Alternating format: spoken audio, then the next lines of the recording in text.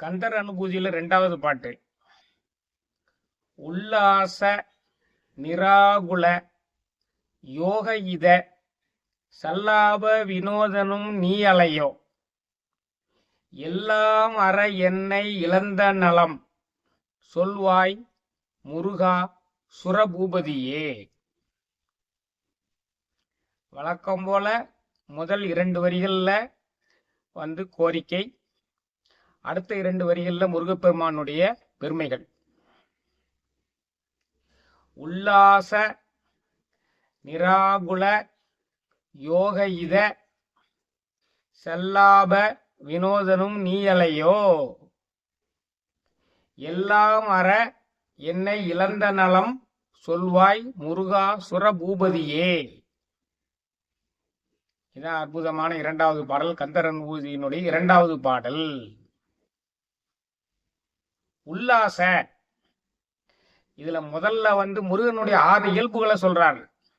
உல்லாசன், நிராகுலன், யோகன், இதன், சல்லாபன், வினோதன். இந்த முருகனுடைய 6 இயல்புகள். உல்லாசன் இன்பத்தை அருள்பவன். வள்ளியம்மைய நேரடியாகவே முருகப்பெருமானா போய் பார்த்திருந்தான்னா வள்ளியம்மா முதல்லயே சரணடைந்திருப்பாள். ஆனா அப்படி செய்தானா? செய்யவில்லை. உல்லாசன் வேடனா போய் விளையாடுறான், முதியோராகி விருத்தனா போய் விளையாண்டான், அண்ணனான விநாயக பெருமான் சொல்லி யானையை வச்சு பயங்காட்டி விளையாண்டான். அத்தகைய உல்லாசன். உல்லாசனுக்கு இத்தனை விளக்கம் இருக்கு. நிராகுலன், உலக மக்களினுடைய கவலையெல்லாம் போக்குபவன். முருகப்பெருமான்கிட்ட போய் உங்களுடைய கவலையை சொன்னீங்கன்னா உடனே தீர்ந்து விடும். அதான் நிராகுலன். உல்லாச நிராகுலன் யோகன், யோகக்கலையை விரும்பி தினந்தோறும் பயின்று வருபவர்களுக்கு யோகத்தை சித்தியடைய செய்யக்கூடியவன் யோகன். உல்லாச நிராகுல யோக இதன். இதன் என்றால் ஞான ஆனந்தத்தை அளிப்பவன். சாதாரண ஆனந்தம் இல்ல, ஞான ஆனந்தத்தை அளிப்பவன். 4 குணங்களை சொல்லியாச்சு. உல்லாச நிராகுல யோக இத சல்லாபன். சல்லாபன்னா மகிழ்ச்சியாக உரையாடுபவன். சுட்ட பழம் வேண்டுமா சுடாத பழம் வேண்டுமான்னு அவையிட்டு போய் விளையாண்டான். இதை போல அனைவரிடம் விளையாடுவான். அருந்தமிழில் விளையாடுவான், பேச்சில் விளையாடுவான். அதான் சல்லாபன். சல்லாப வினோதனும் நீ அலையோ, அவன் வினோதமானவன். திருவண்ணாமலையில கோபுரத்தின் உச்சியிலிருந்து விழுந்த அருணகிரியை தாங்கி பிடித்தான் வினோதன். குமரகுருபரர் வாய் பேச முடியாமல் இருந்தவரை ஆட்கொண்டு வாய் பேச வைத்து முருகன் பிள்ளைத்தமிழ் பாட வைத்தான் வினோதன். ஆக இந்த 6 குணங்களையும் உடையவன் நீ அல்லவோ. உல்லாச நிராகுல யோக இத சல்லாப வினோதனும் நீ அலையோ. இந்த அற்புதமான 6 குணங்களை எல்லாம் உடைய நீ பெருமான் நீ அல்லவோ. நீ எனக்கு என்ன செய்ய வேண்டும்? எல்லாம் அற என்னை இழந்த நலம். எல்லாம் அற என்னை நான் இழந்தேன். எல்லாம் அறுதல் என்றால் என்ன? மமகாரம் என்று சொல்லக்கூடிய என்னுடைய என்ற கொள்கையை இழக்க வேண்டும். மமகாரம், என்னுடையது என்ற பற்றை இழக்க வைத்தாய். நான் என்ற அகங்காரத்தை இழக்க வைத்தாய். இந்த 2ஐ இழந்தால் எனக்கு என்ன கிடைத்தது? நீ இழக்க வைத்ததால் பேரின்பம் கிடைத்தது.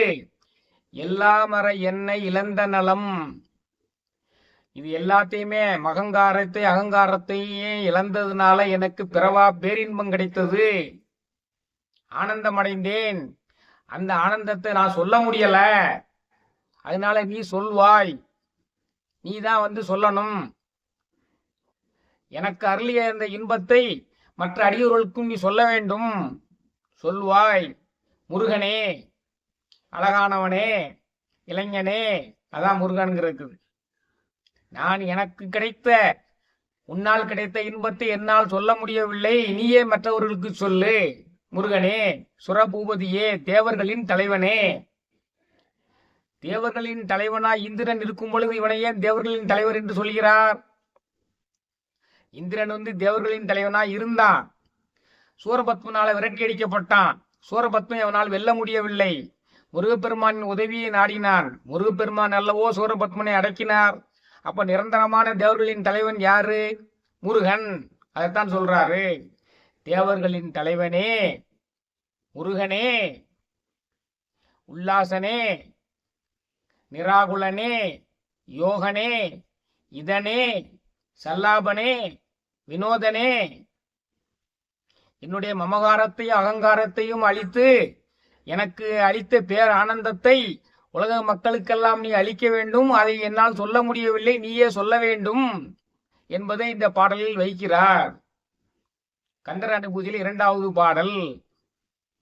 உல்லாச நிராகுல யோக இத சல்லாப வினோதனும் நீ அலையோ, எல்லாமற என்னை இழந்த நலம் சொல்வாய் முருகா சுரபூபதியே.